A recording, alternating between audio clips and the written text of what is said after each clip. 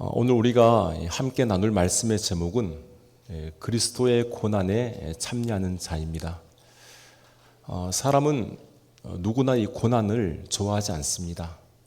이 고난이 오면 빨리 지나가기를 원하고 어려움은 빨리 피하고 싶습니다. 이것은 우리 믿는 자들에게도 마찬가지입니다. 이 고난보다는 우리가 잘 되기를 바랍니다. 모든 문제가 있다면 이것이 사라지고 우리의 삶이 형통하고 늘 편안한 삶을 살아가기를 원하고 있습니다. 그러나 이 성경은 예수님을 믿는 자들은 언제나 편안한 길로 살아간다고 말하지는 않습니다. 오히려 이 주님을 따를 때 때로는 우리에게 고난이 있다라고 말씀하고 있습니다. 왜냐하면 예수님께서 가신 그 길이 고난의 길이기 때문에 우리도 예수님을 따라가는 겁니다. 오늘 본문 이 말씀은 특별히 이 고난 중에 있는 성도들에게 주시는 말씀입니다. 이 당시 이 베드로 사도가 있었던 이 지역, 또 이 소아시아의 이 지역의 성도들은 예수님을 믿는다는 그 이유 때문에 조롱을 당하고 핍박을 당했습니다. 심지어는 이 목숨까지 위협받는 그런 일도 겪었습니다. 이 사도 베드로는 지금 그들에게 이렇게 말을 하고 있지 않습니까? 이런 시험 받는 것을 이상히 여기지 말라. 여러분, 우리에게 갑자기 이런 시험, 고난이 찾아오면 우리는 당황하게 됩니다. 혹시라도 내가 잘못한 것이 있어서 이런 고난이 찾아오는 것일까? 왜 내게 이런 일이 생기는 것일까? 이런 의문이 들기 시작합니다. 그런데 성경은 이 믿는 자들에게는 반드시 고난이 있다라고 말씀하고 있습니다. 그리고 그 고난을 너희는 이상히 여기지 말라라고 하십니다. 오히려 그 고난 속에서 하나님의 뜻을 발견하기를 원하십니다. 오늘 말씀을 통해서 우리 그리스도인들이 이 고난, 이 시련, 이것을 어떻게 바라보아야 하고 이 고난 속에서 우리가 어떻게 살아가야 하는지를 오늘 말씀을 통해서 함께 나누고자 합니다. 오늘 본문 12절 말씀입니다. 사랑하는 자들아, 너희를 연단하려고 오는 불시험을 이상한 일 당하는 것 같이 이상히 여기지 말고. 이 사도 베드로는 이 성도들에게 먼저 사랑하는 자들아 이렇게 말을 하고 있어요. 지금 고난 중에 있는 이 사람들에게 내가 너희를 사랑한다. 사랑하는 자들아. 이 하나님께서도 고난 중에 있는 우리 자녀들 향해서 먼저 하시는 말씀이 뭐냐면 사랑하는 자야. 사랑하는 누구야. 이렇게 말씀하는 겁니다. 우리는 이 고난을 당하게 되면 하나님이 멀리 계신 것처럼 느껴집니다. 그런데 오히려 하나님께서는 그 고난 중에서 우리를 사랑한다라고 말씀하고 있는 거예요. 고난 중에 오히려 우리와 함께 있고 내가 너희를 결코 버리지 않는다. 이렇게 말씀을 하십니다. 이 성도들에게는 이 불시험 같은 고난이 찾아옵니다. 이 불시험이라는 것은 상당히 어려운 그런 고난을 말합니다. 마치 불 속에 들어가는 것처럼 뜨겁고 고통스러운 그런 시간, 이것이 바로 이 불시험입니다. 그런데 이 불시험의 목적이 무엇입니까? 그것은 우리를 연단하기 위해서입니다. 누구를 연단합니까? 우리죠. 고난 당하는 사람들. 마치 이 금속을 불에 넣어서 불순물을 제거하는 과정과 같습니다. 순금이 되려면 이 뜨거운 이 불 속에 이 금속이 반드시 들어가야 됩니다. 불이 금을 태워버리는 것이 아니라 오히려 그 옆에 있는 그 찌꺼기, 금 주위에 붙어있는 불순물을 제거하기 때문에 이것이 완전히 순금이 되는 겁니다. 그런데 이 순금이 되는 과정이 어렵습니다. 불처럼 뜨거운 연단의 과정을 거쳐야만이 정금으로 탄생하게 되는 것이죠. 이것이 바로 연단의 시험입니다. 여러분, 성경에서 말씀하고 있는 이 시험은 총 3가지의 시험이 있어요. 먼저는 하나님께서 주시는 시험이 있습니다. 이것을 영어로는 테스트라고 합니다. 하나님이 주시는 이 시험은 우리 자녀들이 잘 되기 위한 시험입니다. 우리의 믿음이 더욱 견고해지도록 하기 위한 시험입니다. 그래서 우리 성도들은 하나님께서 주시는 이 시험을 반드시 받아야 됩니다. 성경에 보면 모두 믿음의 선조들은 이 시험을 통과한 자들입니다. 그래서 하나님 주시는 이 시험을 우리가 통과하게 되면 하나님은 우리에게 복을 주시는 것이죠. 모든 성도들에게는 이런 시험이 반드시 있습니다. 두 번째 시험은 이것은 하나님께서 주시는 시험이 아닙니다. 이 마귀가 주는 시험이 있어요. 이것을 영어로는 템테이션이라고 합니다. 유혹이죠.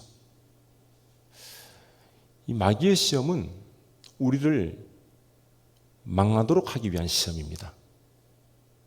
유혹을 해서 믿는 자들을 이 유혹의 그물에 걸리도록 하는 시험이죠.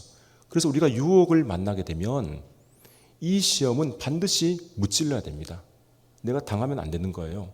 말씀으로 무찔러야 되고 기도로 이 유혹을 떨쳐버려야 됩니다. 그래서 이 시험을 우리가 이겨야 하는 것이죠. 세 번째 시험은 하나님께서 다시 한번 확실히 증명하는 그런 시험을 주십니다. 이것을 영어로는 컨펌이라 합니다. 이 컨펌은 첫 번째 시험처럼 우리 자녀들을 잘 되게 하기 위한 시험입니다. 우리가 잘 알듯이 말라기서에 보면 11조에 대한 말씀이 나옵니다. 너희가 11조를 드린다면 내가 너의 창고에 쌓을 것이 없도록 붙지 아니하나 보라 하시면서 확실한 복을 주시기 위한 시험을 우리에게 말씀합니다. 오늘 이 본문에서도 우리에게 주는 이 연단의 시험, 이것은 하나님께서 우리에게 주시는 시험입니다. 여러분, 이 시험이 바로 고난이라는 거죠. 고난은 우리에게는 아프게 다가오지 않습니까? 하지만 이 고난을 통해서 우리 믿는 자들은 하나님의 뜻이 무엇일까? 이것을 꼭 발견할 수 있어야 됩니다. 그동안 내가 붙들고 있던 이런 세상적인 것들이 있다면 이런 고난을 통해서 그것들이 얼마나 허망한지를 알게 되고 하나님만이 참된 분이심을 내가 깨닫게 되도록, 그러기 위해서 이런 고난이 우리에게 찾아오는 것입니다. 그래서 믿음의 사람은 이 고난이 오면 이상히 여기지 말라, 이렇게 말씀하고 있는 거예요. 욥은 고난 중에 이렇게 고백하지 않습니까? 내가 가는 길을 그가 아시나니 그가 나를 단련하신 후에는 내가 순금처럼 나오리라. 고난이 끝이 아니죠. 하나님 손에 이 붙들린 고난은 이것이 바로 연단입니다. 단련이에요. 로마서 5장 3절과 4절 말씀에 보면 다만 이뿐 아니라 우리가 환난 중에도 즐거워하나니 이는 환난은 인내를, 인내는 연단을, 연단은 소망을 이룬 줄 알미니라. 연단은 결국 소망을 이루게 된다는 사실입니다. 여러분, 고난당하는 것을 너무 두려워하시거나 억울하게 생각하지 마시기 바랍니다. 오히려 예수님 때문에 당하는 고난이라면 이것은 더욱 많이 받으면 받을수록 좋은 거예요. 왜냐하면 이 고난이 우리를 연단해서 앞으로 하늘나라의 소망이 풍성해지기 때문입니다. 우리 주님을 따르는 길에는 반드시 십자가가 있다는 사실을 기억할 수 있기 바랍니다. 십자가의 길. 그 십자가의 길 끝에는 부활의 영광이 있지 않습니까? 그래서 우리에게 고난이 있다면 먼저는 이상히 여기지 말라. 이 사실을 우리에게 말씀합니다. 두 번째로 우리는 그리스도의 고난에 참여하는 것을 기뻐해야 됩니다. 본문 13절 말씀이죠. 오히려 너희가 그리스도의 고난에 참여한 것으로 즐거워하라. 이는 그의 영광을 나타내실 때 너희로 즐거워하고 기뻐하게 하려 함이라. 여러분, 어떻게 고난 중에서도 즐거워하고 기뻐할 수 있겠습니까? 만약에 세상 사람들이 우리 이 모습을 본다면 아마 우리를 제대로 보지 않을 겁니다. 뭐 정신이 어떻게 되었냐 이렇게 볼 수도 있습니다. 믿는 자들이 고난 중에서도 기뻐할 수 있는 것은 다른 것이 아니라 그 고난이 그리스도의 고난에 참여하기 때문입니다. 예수님은 죄가 없으시죠? 그런데 고난을 받으셨어요. 십자가를 지시고 결국 죽임을 당하셨습니다. 그런데 예수님께서 당하신 그 고난이 실패입니까? 아니죠. 오히려 예수님께서 당하신 그 고난이 최고의 성공을 거둔 고난이라고 말할 수 있습니다. 왜냐하면 예수님께서 그 고난으로 말미암아 구원의 길을 우리에게 열어주셨기 때문입니다. 우리의 입장에서는 이것은 최고의 영광이죠. 여러분, 십자가 자체는 이게 사형틀이기 때문에 부끄러운 것이지만 하나님께서는 그 십자가로 말미암아 온 세상을 구원하셨습니다. 그래서 우리가 예수님 때문에 받는 고난이 있다면 기뻐해야 되는 것이죠. 우리가 구원의 길을 걸어가는 자들이기 때문입니다. 예수님께서 가신 그 길에 우리가 동참하고 있기 때문에 예수님과 더 깊은 연합을 이루기 때문에 우리는 기뻐해야 된다는 사실입니다. 그래서 14절은 이렇게 말씀하지 않습니까? 너희가 그리스도의 이름으로 치욕을 당하면 복 있는 자로다. 영광의 영, 곧 하나님의 영이 너희 위에 계심이라. 예수님을 믿는다는 이유로 너희가 수치와 모욕을 당하게 되면 너희는 복 있는 자로다. 이렇게 말씀하고 있는 거예요. 복되도다. 성도 여러분, 우리나라는 예수님을 믿는다는 이유로 감옥에 가거나 생명의 위협을 받는 일이 없습니다. 우리는 오늘도 이처럼 자유롭게 예배를 드리고요. 누구나 다 성경 말씀을 읽을 수도 있고 기도할 수도 있습니다. 찬송도 부릅니다. 이것은 하나님께서 우리에게 주시는 큰 은혜입니다. 그런데 지금도 전 세계에서는 예수님을 믿는다는 이유 그 하나만으로 인하여 극심한 고난을 당하는 성도들이 있습니다. 한국 오픈도어 선교회에서 세계 기독교 박해 지수를 올해 발표를 했습니다. 거기에 보면 전 세계적으로 예수님 때문에 고난 당하는 50개국의 나라를 소개하고 있는데 그 중에서요 1위부터 5위까지 나라를 제가 말씀드리겠습니다. 먼저 5위입니다. 5위는 이 동아프리카에 있는 에리트레아라는 나라입니다. 에리트레아. 아마 잘 들어보시진 못했을 것입니다. 이 나라는 이 교회를 불법 집단으로 규정합니다. 그래서 허가받지 않고 예배를 드린다면 감시를 당하고 또 교회가 급습을 당해요. 그 성도들은 재판을 받을 때도 아주 그냥 무기한 그냥 구금되는 겁니다. 예수 믿는 것 때문에 그냥 감옥에 들어가는 거죠. 이 4위는 이 북아프리카에 있는 수단입니다. 이 수단은 이 교회 건물을 막 폭격합니다. 그리고 이 민병대가 이 교회 건물을 이제 아주 착취해서 그것을 거점으로 삼아서 사용하고 있습니다. 직장이나 학교나 다른 여러 곳에서도 예수 믿는 그리스도인이라면 차별받습니다. 이슬람에서 기독교로 개종하게 되면 그 사람에게는 신변의 위험이 따르게 됩니다. 그런 나라가 수단이에요. 3위는 예멘이라는 나라입니다. 이 나라에서는 신앙을 반드시 숨겨야 돼요. 내가 드러내면 안 됩니다. 밝하게 되면요 결혼한 부부라면 이혼당합니다. 그리고 체포가 돼요. 체포되면 고문을 당해요. 많은 교회 시설이 파괴되거나 또 약탈의 대상이 되고 맙니다. 그 나라가 예멘이에요. 2위는 소말리아입니다.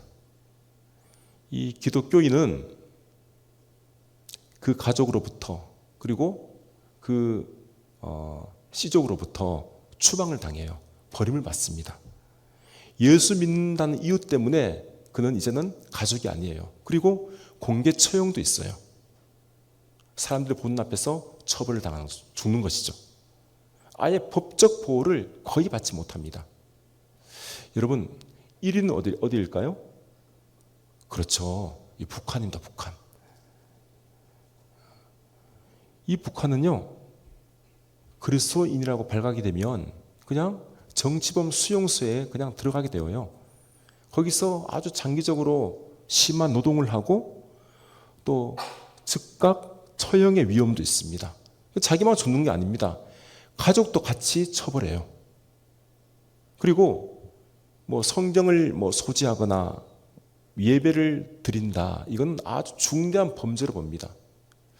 평양에 가면 교회가 있습니다. 교회 건물이 있는데 그것은 그냥 대외 선정용이고 정말 그리스도인들은 극도의 비밀 장소에서 지금도 예배를 드리고 있습니다. 예수 믿는다는 그것 때문에 발각하게 되면 죽는 것이죠. 고난당하다 죽는 겁니다. 여러분, 이들이 무엇 때문에 이처럼 극심한 고난을 받습니까? 그들도 우리와 똑같은 사람이지 않습니까? 똑같이 예수 믿는데 고난받는 이유는 다른 것이 아니에요. 우리처럼 예수 믿는 것 그것 때문에 고난당하는 겁니다. 근데 이것이 바로 그리스도의 이름으로 치욕을 당하는 고난이다. 이렇게 말씀하고 있는 겁니다. 하지만 하나님께서 이제 고난당하는 그 사람들 보시고 그들을 복 있는 자라고 이렇게 말씀해 주시죠. 영광의 영, 곧 하나님의 영이 그들 위에 머물고 있습니다. 성도 여러분, 오늘 우리가 누리는 이 예배의 자유, 이거 당연하게 이것은 안 됩니다. 우리나라에 사니까 우리가 그냥 마음대로 예배 드릴 수 있는 거지 그렇게 생각할 수 있겠지만 정말 당연히 이것은 안 되는 거예요. 성경 마음대로 읽는 것 얼마나 좋습니까? 이것도 우리에게는 정말 큰 복입니다. 예수 그리스도의 이름으로 기도할 수 있는 것도 큰 은혜죠. 더군다나 복음을 전하는 이 사명은 얼마나 귀한 사명입니까? 이것을 우리는 마음대로 할 수가 있어요.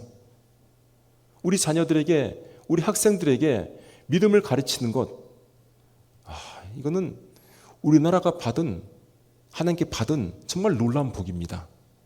우리가 이 복을 잊지 말아야 되는 거예요. 당연한 것이 아닙니다.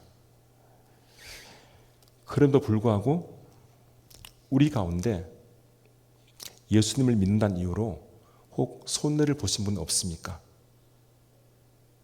예수님 때문에 나는 정직하게 살았는데 그것 때문에 사람들에게 손가락질 당한 적은 없습니까? 내가 교회를 섬기고 있는데 누군가에게 또 상처받은 사람은 없습니까? 교회에 나가는 것 때문에 우리 가족으로부터 이웃으로부터 오해를 받은 적은 없습니까? 그런 분이 있다면 너무 서러워하지 마시기 바랍니다. 우리 주님께서 그걸 다 알고 계세요. 그리스도의 고난에 동참하고 있다는 것을 아시기 때문에 그 사람은 복 있는 사람입니다. 이런 고난이 바로 예수 그리스도의 이름, 예수님의 이름과 우리가 연관되어 있는 고난입니다. 여러분, 우리가 고난에서 특별히 주의할 것이 뭐냐면 우리의 잘못 때문에 우리가 지은 죄 때문에 받는 고난은 이것은 받지 말아야 되는 거예요. 죄 때문에 당하는 고난은 그리스도 때문에 당하는 고난이 아니죠. 이것은 반드시 우리가 회개를 해야 됩니다. 하나님 잘못했습니다. 용서를 구해야 되는 거죠. 하지만 그리스도인으로 받는 고난은 부끄러워하지 말고 당당하게 받으시고 하나님께 영광을 우리가 돌려야 됩니다. 16절 이렇게 말씀하지 않습니까? 만일 그리스도인으로 고난을 받으면 부끄러워하지 말고 도리어 그 이름으로 하나님께 영광을 돌리라. 성도 여러분, 우리는 그리스도인입니다. 우리는 예수님께 속한 사람들입니다. 세상이 우리를 어떻게 부르든지 우리는 주님의 이름으로 사는 자들입니다. 이것을 우리는 절대적으로 부인할 수 없습니다. 그러므로 예수 그리스도 이름 때문에 당하는 고난이 있다면 부끄러워하지 마십시오. 오히려 예수님 이름을 내어 걸고 당당히 살아갈 수 있기 바랍니다. 말씀대로 살아가기를 바랍니다. 이것이 바로 하나님께 우리가 영광을 돌리는 것이죠. 우리 모두가 이 고난 중에서도 예수님의 이름으로 떳떳이 살아가는 모든 자들이 될 수 있기를 주님의 이름으로 축원드립니다. 마지막으로 우리는 이 고난 중에서도 이 선을 행하며 또 하나님께 모든 것을 맡기는 삶을 살아가야 합니다. 19절 말씀입니다. 그러므로 하나님의 뜻대로 고난을 받는 자들은 또한 선을 행하는 가운데 그 영혼을 미쁘신 하나님께 의탁할지어다. 오늘 말씀의 결론의 부분이죠. 성도 여러분, 하나님의 뜻대로 고난을 받는 자들이 어떻게 살아가야 하는가? 이것을 우리에게 알려주고 있습니다. 두 가지입니다. 먼저는 선을 행해야 돼요. 그리고 그 다음에는 자기 영혼을 미쁘신 하나님께 맡겨야 됩니다. 이게 고난 받는 사람이 살아가야 되는 방식이에요. 고난 중에 있는 사람은 마음이 아프죠. 힘들고 어렵습니다. 하지만 그 고난 중에서 우리가 해야 되는 것은 먼저 선을 행해야 됩니다. 이 선을 행한다는 이 말은 뭐냐면, 한마디로 말하면 하나님의 말씀대로 살아가는 거예요. 하나님의 그 말씀에 순종하는 삶이 선을 행하는 삶입니다. 내가 사역을 맡은 자리가 있다면 말씀에 순종하여서 충성스럽게 감당하는 것이죠. 어려운 형편이지만 그래도 힘들지만 내가 기도의 자리를 지키는 것, 세상의 방식대로 살지 아니하고 하나님의 뜻 가운데 살아가도록 노력하는 것, 복음을 전하기 위해서 최선을 다하는 것, 이 모든 것들이 바로 선을 행하는 겁니다. 이 고난 중에 있는 이런 분들이 어떻게 이렇게 할 수 있을까라는 의문도 우리가 들 수가 있습니다.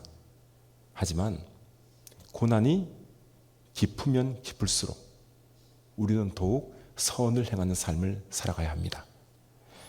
여러분, 고난이 있다고 해서요, 내가 너무 힘들다고 해서 가만히 있게 되면 어떻게 되는지 아십니까? 오히려 그 고난 때문에 회복하지 못합니다. 넘어지고 마는 거예요. 고난이 있으면 있을수록 그때는 내가 하나님께 더 가까이 가도록 해야 됩니다. 억지로라도, 안 되면 억지로라도 내가 하나님께 나아갈 수 있도록 내가 노력을 한다면 하나님이 힘을 주시는 겁니다. 하나님의 말씀대로 살아가고자 결단을 하셔야 돼요. 그래야만이 내 믿음이 더욱 성장하게 됩니다. 어렵다고 해서, 너무 힘들다고 해서 주저앉아 버리면 그 고난 때문에 그는 일어서기가 정말 어려운 것입니다. 그리고 우리는 선을 행하고요, 우리의 영혼을 미쁘신 하나님께 맡겨야 됩니다. 하나님은 창조주 하나님이십니다. 온 우주 만물을 만드시고 또 우리를 지으신 분이시에요. 그래서 우리의 모든 것을 다 아십니다. 우리의 생각도 다 아시고 우리의 머리털도 세신 바 되신 분이 하나님이십니다. 그래서 우리의 인생을 창조주 하나님께 우리가 맡길 수 있는 겁니다. 그 하나님은 미쁘신 하나님이시죠. 이 미쁘다라는 이 말은 신실하다라는 뜻이에요. 이 신실하다라는 이 말은 믿을만 하다라는 거죠. 누구보다도 정말 최고로 믿을 수 있는 분이 하나님이시다. 그분이 미쁘신 하나님이십니다. 그 하나님께서 우리에게 한번 약속하시면 그 약속은 반드시 지킵니다. 그 하나님께서 우리를 붙들어 주시면 우리는 넘어지지 않습니다. 그래서 우리 하나님, 미쁘신 그분께 내 영혼을 맡기는 겁니다. 예수님께서도 십자가에서 마지막으로 그렇게 말씀하지 않았습니까? 아버지요, 내 영혼을 아버지 손에 부탁하나이다. 하나님은 미쁘신 하나님이시기 때문입니다. 그래서 우리도 우리의 영혼을 아버지께 맡겨야 됩니다. 그 사람이 바로 그리스도인이죠. 사랑하는 성도 여러분, 고난은 우리를 흔들 수는 있을지 모르지만 우리를 넘어지게는 못합니다. 왜냐하면 내가 하나님께 내 영혼을 맡기기 때문입니다. 하나님께서 나를 꽉 붙들고 계시기 때문에 절대로 쓰러지지 않습니다. 우리는 우리에게 오는 고난을 다 이해하지 못해요. 왜 이런 일이 생겼는지, 또 언제 이 고난이 끝날는지 아무도 알 수 없습니다. 그러나 한 가지 분명히 알 수 있는 것은 우리 하나님은 미쁘신 하나님이시다. 신실하신 하나님이심을 우리가 안다라는 이야기입니다. 하나님은 우리를 절대로 외면하지 않으십니다. 우리를 끝까지 지켜주시고 인도하시는 분이시기 때문에 우리에게 오는 고난, 우리는 잘 모르지만 그 고난이 우리에게는 두렵지 않는 겁니다. 오히려 그 고난을 통해서 하나님께 영광을 올려드리는 것이죠. 오늘 우리에게 주시는 이 말씀, 고난 중에 있는 성도들이 있다면 그들에게 위로가 되시고 또 한편으로는 도전이 되는 말씀이 되기를 바랍니다. 우리에게 오는 고난, 여러분 이상히 여기지 마십시오. 그리고 그리스도의 고난에 참여함으로 기뻐하십시오. 고난 중에서도 내가 선을 행하시고 하나님께 내 영혼을, 나의 모든 것을 맡길 수 있는 분들이 다 되실 수 있기를 바랍니다. 오늘 우리의 삶 속에 있는 크고 작은 고난들, 이 고난들로 말미암아 더욱 믿음이 성장하여 복된 삶을 누리는 저와 여러분 될 수 있기를 주님의 이름으로 기원드립니다.